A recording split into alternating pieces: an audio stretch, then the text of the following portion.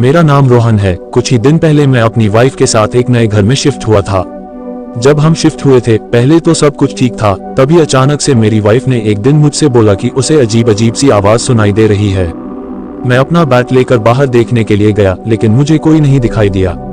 मेरी वाइफ को काफी सारी आवाजें सुनाई देती थी। हमने डॉक्टर से भी पूछा, डॉक्टर ने बोला कोई परेशानी नहीं है। फिर मैंने एक पुजारी को दिखाया, पुजारी ने मेरी वाइफ को ठीक करने के लिए कहा और एक दिन वो हमारे घर आए और प्रार्थना करने लगे।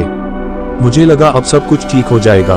उसके बाद जब एक दिन मैं बाहर जा रहा था, तभी मेरी वाइफ ने मुझसे पूछा कि तुम कहाँ जा रहे हो। मैंने उसे बोला कि आज मुझे बहुत सारा काम है तो मुझे ऑफिस जाना पड़ेगा और मैं कोशिश करूंगा कि जल्दी आ जाऊं। उसने बोला प्लीज जल्दी आ जाना। फिर मैं जैसे ही घर आया मैंने देखा मेरी वाइफ ने सुसाइड कर लिया था। वह पंखे से लड़की हुई थी और उसने नोट छोड़ा था कि आवाजें बंद नहीं हो रही है। उसके बाद मैंने वो घर छोड़ दिया। मेरा नाम अंकिता है। मेरी मम्मी एक दिन अपने ऑफिस के काम के सिलसिले में बाहर जा रही थी। उन्होंने मुझे बहुत प्यार से समझाया कि मैं जल्दी आ जाऊंगी, परेशान मत होना। मैं कभी अपनी मम्मी के बिना नहीं रही थी। उस दिन मैंने अपने पापा और बहनों के साथ बहुत मस्ती की, स्कूल गई, टीवी देखा। फिर भी मुझे शाम को अपनी मम्मी की याद आने लगी। जब मैं सोने चली गई तभी मुझे घर में कुछ आवाज़ सी हुई। मुझे लगा मेरी मम्मी आ गई हैं। मैं उठकर गई तो मैंने देखा सीढ़ियों के पास मेरी मम्मी खड़ी थी। मैं उस टाइम तो बहुत खुश हो गई, लेकिन जब मैंने गौर से देखा तो वो मेरी मम्मी नहीं थी। वो अजीब सी औरत थी जो घूरे जा रही थी। फिर मुझे समझ आ गया ये मेरी मम्मी नहीं है। मैं वापस चली गई। तभी थोड़ी देर बाद मम्मी आ गई। जब मम्मी को देखा मैं काफ़ी खुश हुई। मैंने उन्हें गले लगा लिया और मैंने उनसे बताया भी कि आज मैंने उन्हें बहुत मिस किया। फिर मुझे याद आया कि अब मम्मी यहाँ है तो वो इससे पहले वाली औरत कौन थी? वो कोई आत्मा थी या भूत थी जो मेरी मम्मी की शक्ल में हमारे घर में आई थी? वो मेरे साथ क्या करने वाली थी?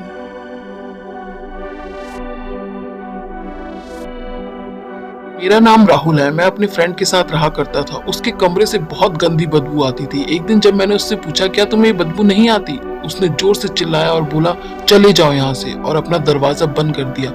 मैं उसके बिहेवियर से बहुत परेशान था। जब वो एक दिन घर पर नहीं था मैं उसके कमरे में गया। मैं ये देखने गया कि आखिर वो ऐसा बिहेव कर क्यों रहा है। तभी मैं उसके आईने के पास पहुंचा। मुझे वहां एक लड़की दिखाई दी। वो लड़की बहुत ही भयानक थी। वो धीरे धीरे मेरे पास आ गई और बोलने लगी खेलोगे मेरे साथ, और जोर जोर से हंसने लगी। मैं ये देखकर बहुत डर गया। वो अजीब तरीके से हंस रही थी और थोड़ी ही देर में वो एक स्केलेटन में बदल गई। वो अजीब सी डरावनी भूत की तरह दिखने लगी। मैं ये देखकर उसके कमरे से भागा और जैसे ही मैंने पीछे मुड़कर देखा वो वहां से गायब हो चुकी थी।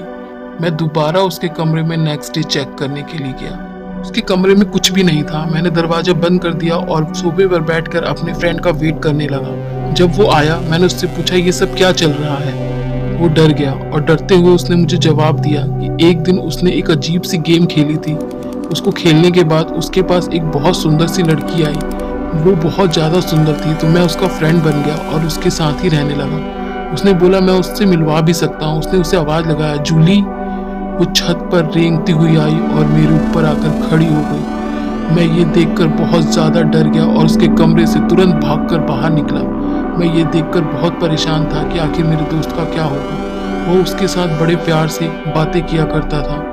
वो उसका पीछा छोड़ ही नहीं रहा था। जब अगले दिन मैं उसके कमरे के पास आया मैंने नॉक किया। उसने दरवाज़ा नहीं खोला। जब मैंने दरवाज़ा खोलकर देखा मैं चौंक गया। वो मरा पड़ा था। उसकी बॉडी फूल गई थी। मैं बहुत दुखी था। नाम रुचि है। मुझे एक बहुत बड़े घर में मेड का काम मिल गया था। वहाँ पर बहुत सारी मेड थी, लेकिन सारी की सारी बहुत कमज़ोर थी, जिनके शरीर में खून बहुत कम था। एक दिन एक मेड ऊपर से उतरते उतरते गिर गई। वो मर चुकी थी। उसके शरीर में बिल्कुल ब्लड नहीं था। तभी मेरी मालकिन ने मुझे अपने साथ ऊपर बुलाया। वो बहुत सुंदर थी। मैं उसके पीछे पीछे गई। मैं देखकर चौंक गई। वो एक खून भरे टब में नहा रही थी। ये देखकर मुझे डर लगा। उसने मुझे अपने पास बुलाया और मेरे हाथ में सिरिंज डाल दी। उसने मेरे हाथ से ब्लड लेकर अपनी पूरी बॉडी पर गिराया। इससे वो हमेशा जवान दिखती थी। उसने मुझे डराया, अगर मैंने ये बात कहीं बोली तो वो मुझे मार डालेगी। मैं ये नौकरी नहीं छोड़ सकती थी। मैं बहुत कमज़ोर हो गई थी क्योंकि मेरा फैमिली बहुत गरीब था। तभी एक दिन उसके कमरे से अजीब सी बदबू आई। हमने पुलिस को बुलाया। हमने देखा वो मरी पड़ी थी, उसके शरीर में बिल्कुल ब्लड नहीं था। उसके साथ भी उसी की तरह किसी ने किया था और वो करने वाली मैं ही थी।